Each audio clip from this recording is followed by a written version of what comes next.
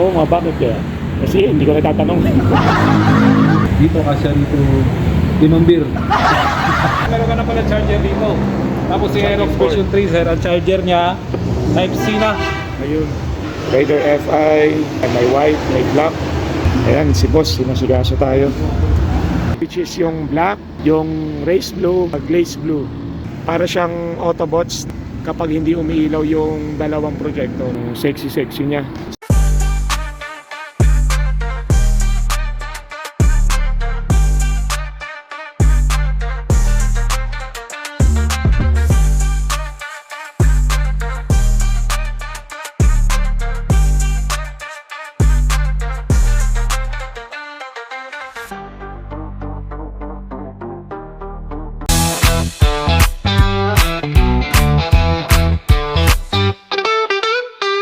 Hello guys, dito tayo ngayon sa Motor Trade sa Molino, Bacoor, Cavite branch.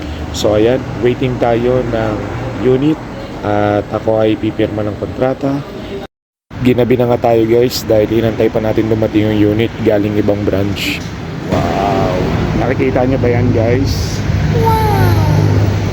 Wow, thank you Lord. Ito na po siya. Ito na guys. Sir, balik si Moto Trade, bibigay dalawang susi. So if ever mawala to, wala kami susi na may bigay sa inyo. Ito nang pinaka-susi. Dati kasi isa na susi na bibigay. Oo nga, bakit kaya? Kasi hindi ko natatanong. Tapos ito naman sir, pag-lock natin sir, ganyan lang. Tapos Okay sir. pag diin mo, ikot ka pa kaliwa. Tapos hugutin mo lang siya. So mas maganda sir, para safety, click mo lang yung anti-tape natin. Ugaliin mo ganyan sir. Ikot lang susi sir, pagbukas. Pakanan. Yan. Saka sa upuan naman sir, saka fuel dito sa gitna. Tutok lang. Click mo lang yan. So ito yung U-box natin sir, mayroon tayong basic tools sa battery. So may warranty book tayo at saka coupon. Itong coupon mamaya ako na-explain. Ayan sir. Dito kasi dito, limang beer. Makapag-swimming yung bata. Ito naman sir, pagaw natin yun. So before natin start sir, tapos yung natin yung animation. Pag steady zero na push start at saka brake sir. So may ilaw natin sir. LED na yan sir ha. May beam loaded na yung lakas. Oh, lakas. Kasi daw si ate.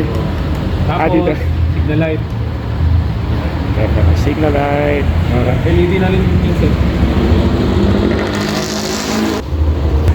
So, yung hazard natin sir, sir, iba na ngayon. Kahit pag naka-hazard ka, pag pinatay mo, yung hazard Oh, nakailan pa rin. nakabukas pa rin. Ayan nga niya yung napanood yung kay ano. Kaya gawin mo, pag gusto mo patay hazard, Parang patay. Ayun, para siya. Tapos ang pag-set na natin sa oras sir, ito unang menu natin. Kailangan ma-set natin yung oras. Punta muna tayo sa Modo. Okay, yan. Ay, sa oil pala yan. Yan, Modo. Long press mo lang sir. Pag long press mo dyan, bitlink niyang hours. Yan. Ano Ayun. oras sa'yo? Sir, meron ka na pala charger dito. Tapos si Aerox version 3 sir, ang charger niya Type C na. Ayun. Type 1.3 sir. Oh, Kaya kayo. much better pagasan mo. Sa Raider din. Ayan kanyang plano. Alright. Kami ring mga motor oh.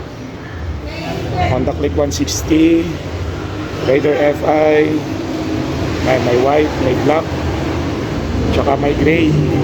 Commonly mga Honda Click, pang service. Yan, ano yun? Free top box.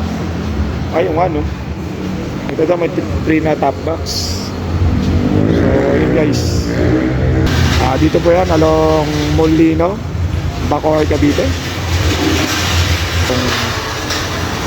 Salamat po. So yun, paalaman tayo sa kanila. Ayan si boss, sinusugaso tayo. So guys, update ko kayo. Thank you sa inyo. Hello guys, good morning. Drudge Motovlog ang inyong lingkod. So, maaga pa kasi, mga 6:30 pa lang ng umaga. Short video lang to. Update ko lang kayo na ako ay nakakuha na ng unit. So, inabot kami kahapon ng gabi sa pag-release kasi may mga kontrata pang pinirmahan. Then hanggang sa na-award na yung unit sa atin na. Putulin ko lang tong video na to para ipakita sa inyo yung nakuha kong unit. So, let's go.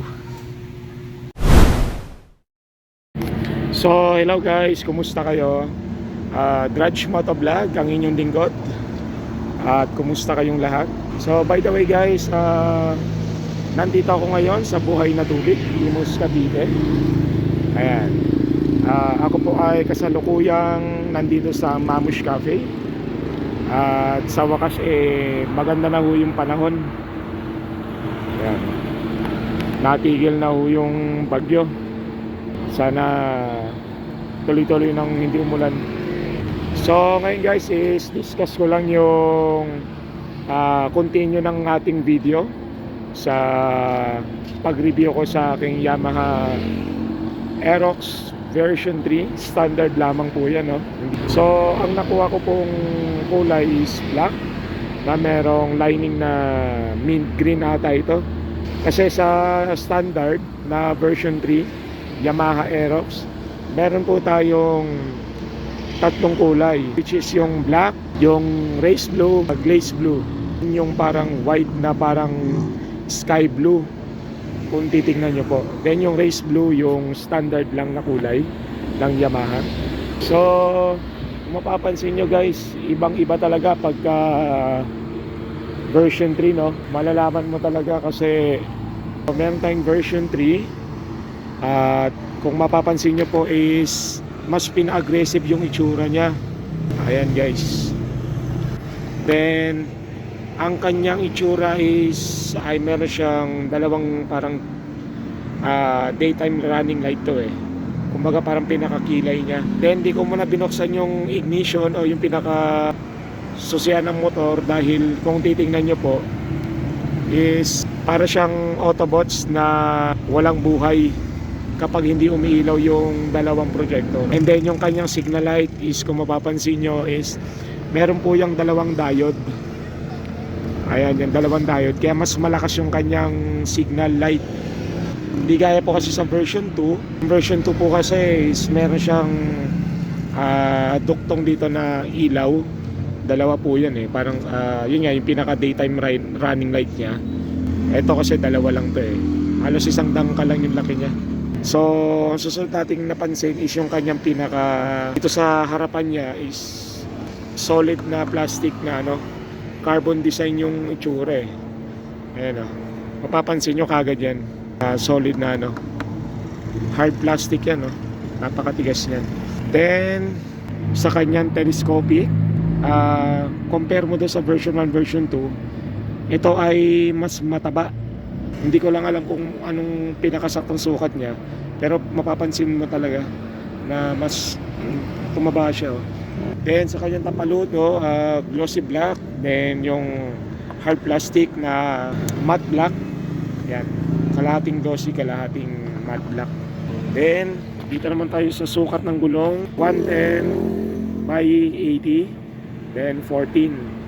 Disc brake niya, then yung kanyang pinaka sensor sa speedometer, then yung brake caliper niya sa unahan, stock, same lang sa version 2, at yung busina. Tapos guys, ito rin yung napansin ko, yung same doon sa unahan. So itong plastic na to na design niya is carbon, same yan dito, parehas yan. So mamaya ako bubuksan yung pinaka susian niya guys i-discuss ko lang yung mga bago dito sa Aerox version 3. So pag naka side view, ayan po yan. Diba? Ang sexy niya. So dito naman tayo sa seat cover. Ang seat cover is napakakinis. Dito naman sa driving seat, mas magaspang ito compare mo dito sa inuupuan o angkas. Pero magaspang din siya. Dito kasi mas lang siya, mas rough. At yung tahi niya, napaka-solido niya Dito tayo sa may bandang rear view. Ito yung pinaka tail light niya. So para siyang sniper na Yamaha R15 Then yung signal light niya, flexible po yan. Yan, LED na. Then yung kanyang ilaw sa plaka. Next, ito yung pinaka-inaabangan ng lahat yung kanyang preno sa likod, naka disc brake na. Ayan, mas premium na premium yung looks niya. So yun guys. Then last, at marami rin nakapansin dito sa kanyang panel, kung mapapansin niyo po is parang nakalabas siya. So yan, pag side view natin ng konti. Yan, di ba? Nakalabas. Compared mo doon sa version 1, version 2, yung mismo pinaka-frame ng panel, hanggang dito yan. Di ba? Ito parang actually nakalabas talaga siya. Susunod, yung pagbukas ng ignition. So, ayun guys, mapansin nyo meron yung anti-theft, parang kagaya sa Honda Click. So, para buksan yan, ito yung dito sa may likod ng susi. Yan. Twist nyo lang. Ayan. Ito yung anti-theft nyo. Push nyo lang yan. Yan, diba?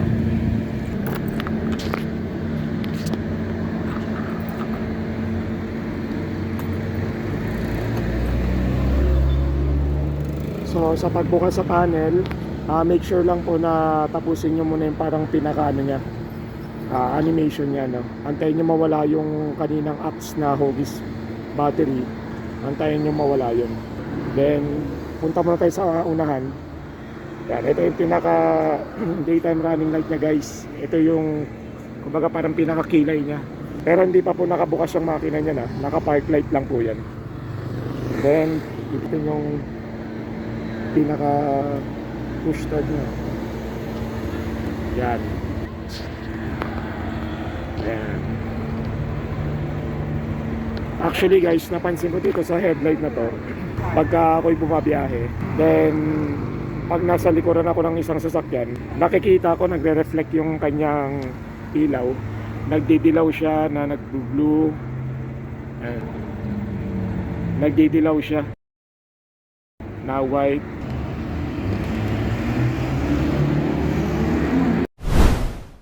So yun guys, naputol tayo na. Ito pala yung kanya mga switch.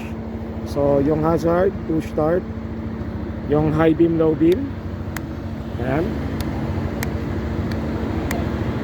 Yung kanyang menu, signal light, and busina. Pero wala po siyang passing light guys. Wala po siyang passing light. So ayan. Ayan, nagpipling yung ating gasolina sa panel. So i-hazard ko na lang guys para makita nyo rin yung lakas ng pinaka signal light nya. Yan. Ay sa likod.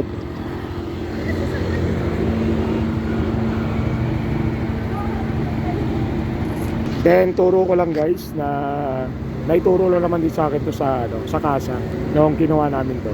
Kung mapapansin nyo naka-hazard, then pag pinatay nyo yung ignition, pinakasusian, so bukas pa rin yan kahit patayin nyo dito sa... So para mamatay yung hazard, kailangan nyo talaga buksan ulit yung susi.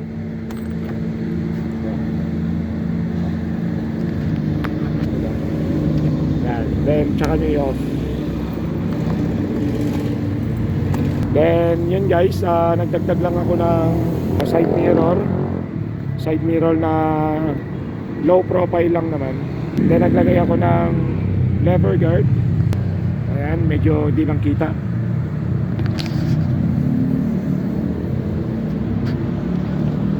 Cellphone holder. Then yung visor niya stock. Actually, speaking visor, may nabili akong visor Clear siya, pero hindi ko na siya naikabit dahil medyo nalalakihan ako, no? Dahil nung kinabit ko siya, sumagad siya hanggang dito, mas mahaba pa dito sa stock. So umabot siya dito. Medyo nasasagwan ako Meron kasi akong visor na clear, yung sa Samurai 155 yun. Ganun lang sana kalaki.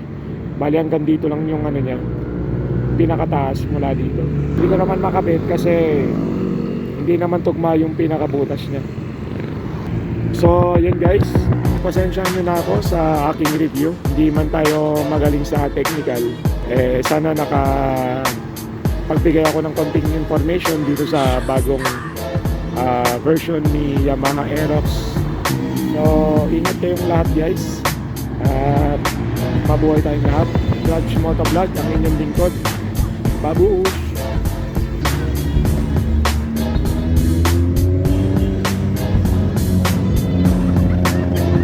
RJ 1000. Shout out.